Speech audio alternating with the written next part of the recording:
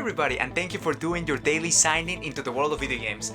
Today we're gonna be talking about the open world anime game that has been taking the world by storm since it's getting its first patch.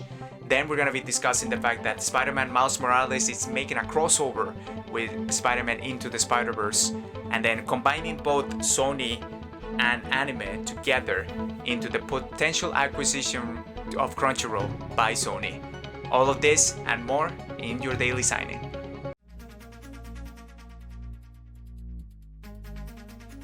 But as always, before we get started, I would really appreciate it if you like what you see and you enjoy the daily signing, make sure to leave us a like. And if you don't want to miss any of the ones that we record every single weekday, make sure to subscribe and hit the notification bell. Alright, without further ado, let's get started with the first item on our list. Let's talk about the fact that Genshin Impact, the free-to-play open world anime, I guess, character collection game, you can call it that. It's getting its first patch in November 10th, and today it released a little bit of a teaser showing us what is coming up on that particular patch. And if you're watching this on YouTube, you're obviously seeing what the patch has all about, and it's basically teasing the end of Chapter 1, the story, given that it left us in a little bit of a cliffhanger. But we can literally see an epic, and I recommend that you actually go and watch it and hear it too, because it's a really cool and epic trailer for a free-to-play game of this magnitude for sure. And it also gave us a look at two of the new characters, which is essentially the Geo Pole Arm user Shang Ling, and the Hydro Bowman, I guess you can call him, child. Those are going to be the two new 5 stars. Honestly, if you are familiar with the gacha system that these particular games offer, it essentially has a promotional banner which gives you a chance to actually get the character that is promoting. In this case, it will be either Shang Ling or a child in the Bowman. But you can also get 2 other characters which are part of the Liu story. One of them is Xinyan, which is a pyro user, and a cryo bow lady called Diona. So both of them are also going to be available with the patch. And on top of that is also adding a few new features. One of them is the fact that it introduces the first season event called Unreconciled Stars that calls on all players to fight back against the sudden and terrible catastrophe facing Teyvat. So it's going to be interesting. It seems like it's like a co-op party. It's if you haven't played the game is there's a lot of single player aspects to it, but you can actually join with another person and combat particular dungeons together, which implies a little bit of multiplayer for this particular event as well.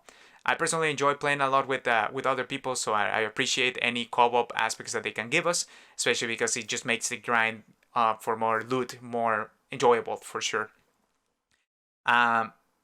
Personally, this game, I've been putting quite a bit of time into it. I've been playing since the game came out consistently, but not necessarily for a long time. So every single day I put in maybe 30 minutes to an hour, doing my dailies, just grabbing the different items that the characters that I want to level up can potentially have, and maybe rolling a little bit of the gacha. Obviously, I haven't spent a single dollar on it yet, but given the amount of time that I have spent in it, it definitely is worth spending a little bit of it to support the creators. But at the same time, again, keep an eye out for the gacha mechanics because they can be very addicting. And honestly, that's something that you just gotta keep an eye out for if you're planning on trying something like this. All right. Moving on to the next piece of news, we're going to talk about the fact that Spider-Man Miles Morales is doing a little bit of a crossover with Spider-Man into the Spiderverse. So honestly, if you haven't played Spider-Man, like the PS4 version, essentially you also get a lot of skins from different Spider-Mans, either from the comics, from movies, or particular other games essentially. With Peter Parker, obviously you got a lot more costumes. So I got to play as the one from the current movies like Homecoming, and I also got to play as the original movie Spider-Man Peter Parker, which is when Tobey Maguire was the one playing him. It's pretty cool. So being able to choose whichever Spider-Man suit that you like in the game, and being able to fully play the story and traverse the city of Manhattan with it is really cool. Obviously, because everybody has different preferences. I personally enjoy the Homecoming outfit. It's nice and simple. But I also really liked the one that Insomniac did, the original suit with the white spider logo in the chest. It's really really cool.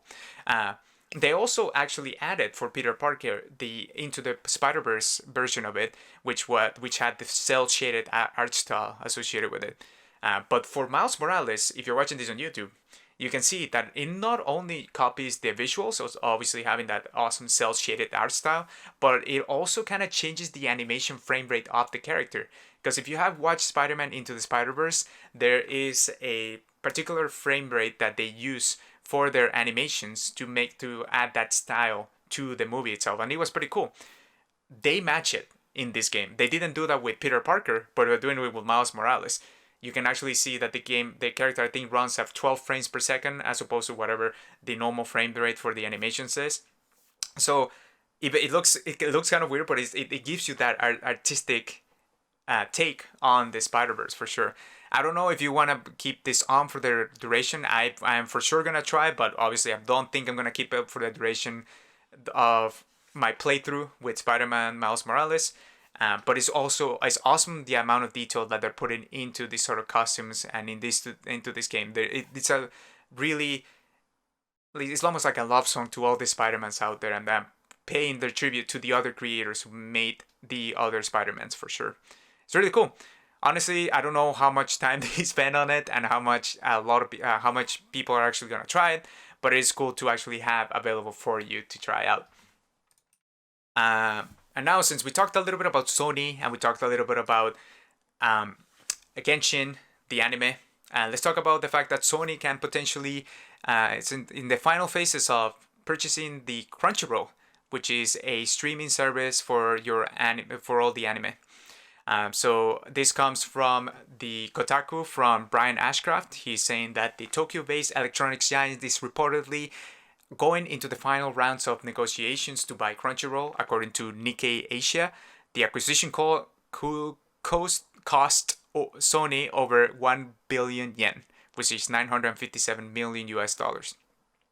And this comes as Sony obtained the exclusive right to negotiate for the popular anime streaming service. I don't know how much negotiations can there be when there's only one buyer, right?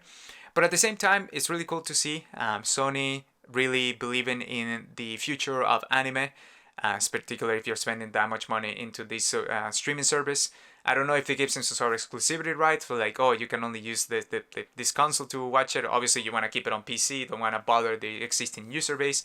But I think it's mostly a move towards making it like, oh, we know that anime is still going to be a thing and it's probably potentially going to grow bigger and bigger. So making the use of it, it's quite interesting. Not necessarily video game related. Again, this is not PlayStation buying Crunchyroll. This is Sony, the parent company, buying it. But I thought it was worth noting since we were talking about the different aspects. And given that Microsoft bought Bethesda for $7.6 billion. I just find it fascinating that Sony's like, you know what, we don't have that much money to buy another video game studio, but I mean, we do have to buy Crunchyroll. Let's just shows you that Sony's more, aside from the PlayStation stuff that they're building their studios and making very awesome exclusive, they're also looking into other areas, which I'm pretty sure what Microsoft as a company outside of Xbox is doing with other areas. So these businesses thrive not only on their gaming platform but in other areas as well. All right, now moving away. Actually, let's finish up the PlayStation roundup by talking about the fact that you can actually turn off the adaptive feedback triggers on your PlayStation 5 DualShock. This essentially comes from the Eurogamer. From Wesley Yimpol is saying that Sony has announced the accessibility features of the PlayStation 5, confirming that you can turn off the DualSense's haptic feedback and adaptive triggers. In a post on the Sony Interactive Entertainment website, the company confirmed that you can reduce or disable the force of haptic feedback and adaptive triggers on the DualSense wireless controller. Yeah, okay. I'm all for accessibility. If you don't like the feel and aspect of it, absolutely turn them off. And especially because a lot of people just like the normal trigger aspect for their particular guns, and if they're used to a particular feel for a controller and they're going to be a little bit competitive about it, make sure that that's accessible, and it's also accessible for other people as well, which I'm up for. One thing that I want to note though is, remember when the DualShock came out with this amazing touchpad for the PS4, and only a few games at launch actually used it? I just hope that those adaptive triggers don't get the same treatment, meaning that developers are actually going to be able to use it a lot more than they do with the touchpad, and because at the end of the day, that touchpad became a little bit more of a button, an extra button on the controller, rather than any sort of enhancement to your usual gaming habits. So that's just my take on it. I have seen very good feedback on the PS5 DualShock. Obviously, I don't have it myself, but given everything that has been going out there, I recommend that you watch it. But it's essentially all the people that have gotten it seem to enjoy the controller side of things for sure. They have different views on the size of the console right now. Obviously, it's a big boy for the PS5. All right, and last but not least, for a funny segment of Friday, let's talk about this amazing statue from Resident Evil 2, which it's actually two-sided, and each side of it can cost you $1,349. This comes from Kotaku by Brian Ashcraft again, and it's just basically talking about and showing the different tattoos. Even though they're very costly, they're actually very detailed. Like, I played the game and I remember this one in particular, and everything that you see in it there has a high level of detail. The zombie, like there's one on Claire's side, she has an actual shotgun and it looks like she's shooting it at a zombie, and the zombie basically all the guts and its arm is falling off, and there's debris coming out of the staircase where she's shooting from, which is awesome. It's like it looks very dynamic, even though it's actually just a statue. It's just sitting there. I really like when they post pictures of these sort of statues, essentially because it really allows me to appreciate them. It always says like, oh, I really wish that they could have that, but at the same time, they are very costly and they're very worthy to collectors for sure, and people that actually can display them in full sense. And right now, I can only display my Dragon Ball ones. I don't know how well it will mend with the Dragon Ball figures and the gore from Resident Evil. Because even though Dragon Ball is very violent, I don't know if it gets as gory as Resident Evil, you know what I mean? But yeah, in any case, I think that's everything that I got for you today. Thank you so much for joining me on your daily sign-in into the world of video games. Remember, you can catch us live every single weekday at 5:30 p.m. Pacific Standard Time by going to twitch.tv/itsallfunagames. And honestly, the best part about doing this is having a conversation with other people. Let me know what you think about the Genshin Impact. Have you been playing it? Because it's only free to play it is free to play everywhere, but you can only access it on PC, PS4, and mobile services. So it's not, if you have an Xbox, unfortunately, you're not allowed to play it at the moment. But let me know about it, and let me know what you think of the Spiderverse skin. I personally think it's a really cool piece of detail. I just don't know how much use people are gonna get out of them. But yeah, you can do so by commenting on the comments if you're watching this on YouTube, or by essentially, if you want a more one-to-one interaction and live interaction, I recommend that you join the Discord. There's an awesome community out there that likes discussing video games, and you can do so by just clicking on the link on the description. Or if you're old school and you just want to do email, you can do so as well by emailing us at itsallfunagamestv@gmail.com. Remember, if you didn't catch us live, you can catch us on YouTube the following day, or on podcast services around the globe if you prefer to have this on audio, because we have busy lives, we have busy things to do, so sometimes hearing the voice, even though if it has a little bit of a Spanish accent in the background, it's good for you know what I mean?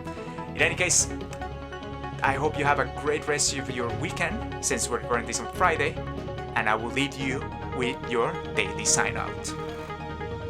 I think we said on daily sign off last time, right? Daily sign off. That's better.